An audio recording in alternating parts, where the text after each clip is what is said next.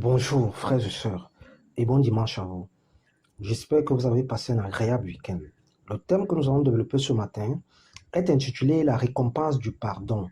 La récompense du pardon. La récompense, c'est ce qui est accordé à quelqu'un en remerciement d'un service rendu ou en reconnaissance d'un mérite particulier. Le pardon, c'est le fait de ne pas tenir rigueur d'une faute. C'est la rémission d'une faute. C'est l'absolution d'un péché. Pardonner, c'est un acte divin. Pardonner est une puissance, un bonheur, une élévation d'esprit, une gloire, une couronne de vie. Pardonner, c'est revêtir un cœur nouveau. Le pardon nous aide à passer à autre chose. Pardonner donne de la force, de la confiance. Les bénéfices du pardon sont immenses, allant de la guérison émotionnelle au soulagement corporel. Pardonner est un puissant remède, permettant au Tout-Puissant de guérir et de restaurer la vie de ses enfants et de ses créatures.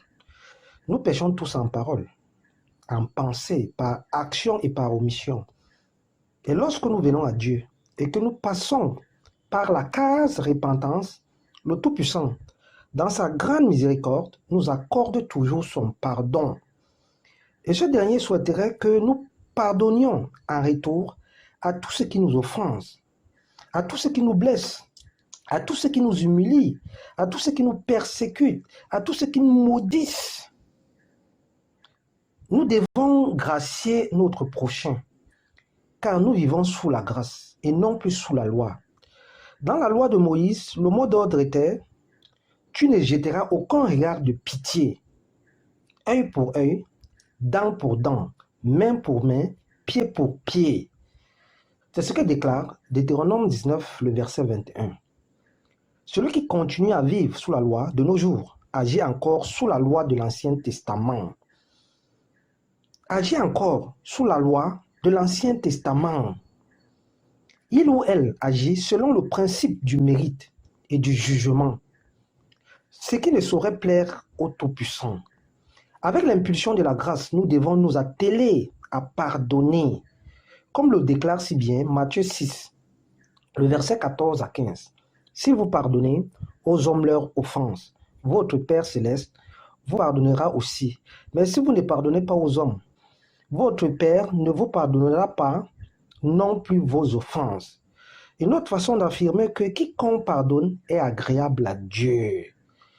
Quiconque prie pour les autres obtient la gloire de Dieu. Quiconque prie pour ses ennemis est béni par Dieu. Quiconque oublie les offenses subies des autres et qui les élève grâce à la puissance du pardon reçoit une couronne.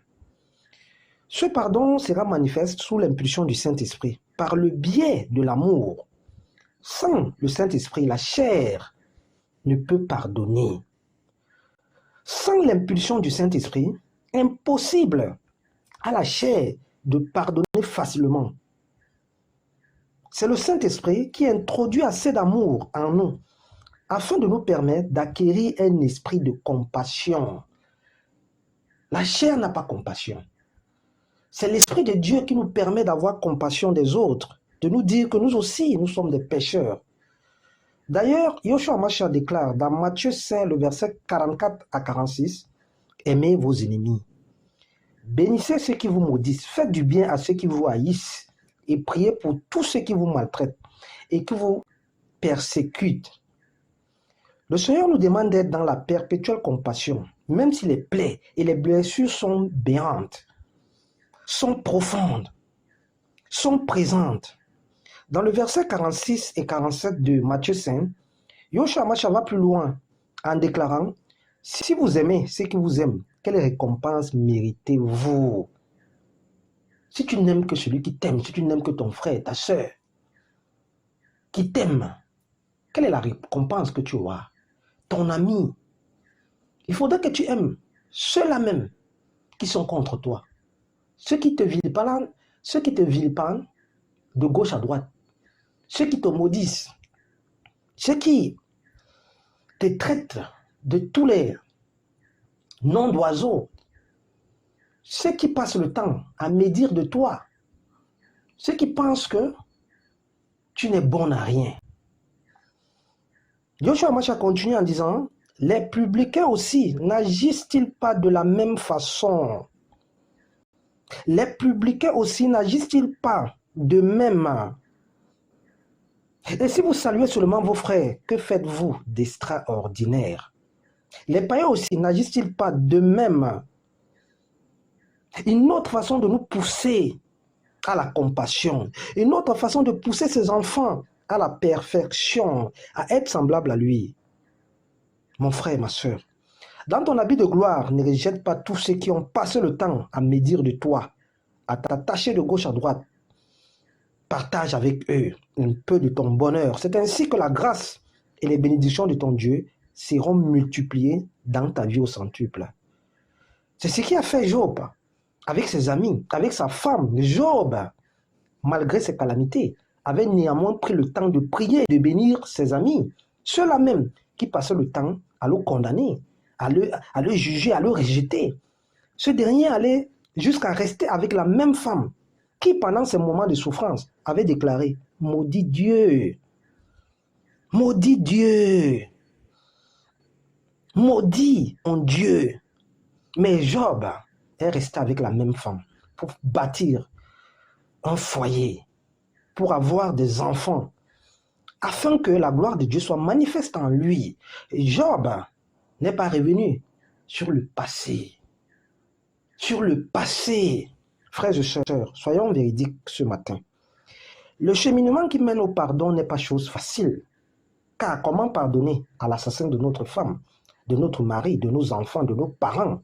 Comment pardonner à ce violeur? Comment pardonner à ce frère, à cette sœur tyrannique, à ce conjoint violent et infidèle, à cette conjointe manipulatrice et sans cœur, à ses parents incestueux, à cet ami devenu notre ennemi, celui-là même, celle-là même qui partageait notre intimité hier et qui aujourd'hui nous vilipende de gauche à droite. À ce niveau, tout est peint pour nous pousser à bout. Tout est peint pour que nous soyons en colère. Tout est peint pour nous pousser à la dépression. Face à un tel challenge, face à un tel défi, face à de tels dilemmes, bon nombre de frères et de sœurs, victimes ou coupables, vivent le cœur dévasté par la culpabilité, la haine et la vengeance. La haine et la vengeance. Et le monde ne nous aide pas du tout face à de telles situations. Au contraire, pardonner pour le monde, c'est faire preuve de faiblesse. C'est être mou. C'est ne pas être un véritable homme. C'est ne pas être un véritable homme. Parce que les conseils que tu vas recevoir, c'est venge-toi. Frères et sœurs, distinguons toujours le pardon et la réconciliation. C'est le véritable pardon qui entraîne une réconciliation. Quand la nécessité se présente, ne nous y trompons pas. Le désir de pardonner est souvent refoulé, simplement parce que les séquelles sont encore très présentes et profondes. Et aussi parce que nous ressassons sans cesse les choses qui nous blessent. La haine et la vengeance vont rapidement s'installer en nous. Et le diable va commencer à nous manipuler, à nous guider, à nous détruire de l'intérieur, afin que ses œuvres soient manifestes au travers de nous. Afin que ses œuvres soient manifestes au travers de nous. Le pardon est souvent mis aux oubliettes. L'irritation s'installe dans le cœur. L'amertume et la colère nous aveuglent et empêchent à l'amour de gagner notre être. Il est important ce matin de comprendre que le pardon est primordial pour tout enfant de Dieu. Car notre Sauveur déclare dans Luc 17, le verset 3 à 4, « Prenez garde à vous. Même si ton frère a péché, reprends-le. Et s'il se repent, pardonne-lui. Et s'il a péché contre toi 7 fois dans un jour, et que cette fois il revienne à toi disant, je me repens, tu lui pardonneras. » Ça, c'est un message poignant qui interpelle uniquement les enfants de Dieu.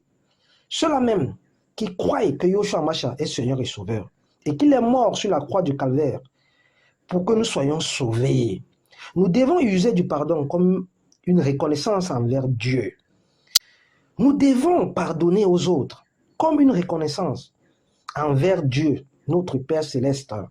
Le pardon permet d'intercéder pour celui qui nous persécute, nous maltraite, nous calomnie, d'intercéder même pour ceux qui nous maudissent. Lorsque nous pardonnons, c'est pour être en osmose avec la parole de Dieu. Car un enfant de Dieu ne marche pas selon la chair, selon la méchanceté et la négation de ce monde déchu, mais il marche selon la volonté de son Père céleste. Il marche selon la volonté de son Père céleste, selon les Écritures, selon la parole puissante de notre roi de gloire, Yeshua Mashiach, selon les saintes Écritures qui sont infalsifiables. C'est pourquoi le roi de gloire affirme: mes brebis reconnaissent ma voix. Mes brebis reconnaissent ma voix. Celui qui aime son Dieu, garde ses commandements, marche selon les Écritures. Pardonner, c'est manifester la gloire de Dieu envers son prochain. Pardonner, c'est ne plus souhaiter du mal au prochain. Pardonner, c'est oublier l'offense. Pardonner, c'est faire disparaître sa colère. Pardonner, c'est faire preuve de compassion. Car nous, enfants de Dieu, nous sommes la lumière du monde. Et c'est la lumière qui chasse les ténèbres et non le contraire. Un véritable enfant de Dieu est disciple de son maître. Il est la copie conforme de son maître. Il copie et reflète les œuvres de son maître. Il manifeste d'abord l'amour de son Dieu auprès de son prochain. Être fils et fille de Dieu, c'est manifester l'amour de Dieu. Et l'amour pardonne tout. L'amour recherche la paix, la joie et l'élévation. Le monde est cruel, c'est vrai, mais nous, enfants de Dieu, malgré la méchanceté véhiculée par ce monde, nous devons toujours rester droit. Nous ne devons jamais rendre le mal par le mal, sous peine de déshonorer le Tout-Puissant, sous peine de déshonorer notre roi de gloire qui est mort sur la croix du calvaire pour que nous ayons la vie en abondance, pour que nos péchés soient purifiés et lavés, pardonnés. Nous avons été rachetés à un grand prix. Ne soyons donc plus esclaves. Esclaves. Ne soyons plus conduits par le monde, mais revêtons une armure intérieure, agréable et manifeste auprès des hommes, auprès de Dieu. Pardonner nous permet de faire le deuil, de passer à autre chose. Et pour cela, nous avons besoin d'amour.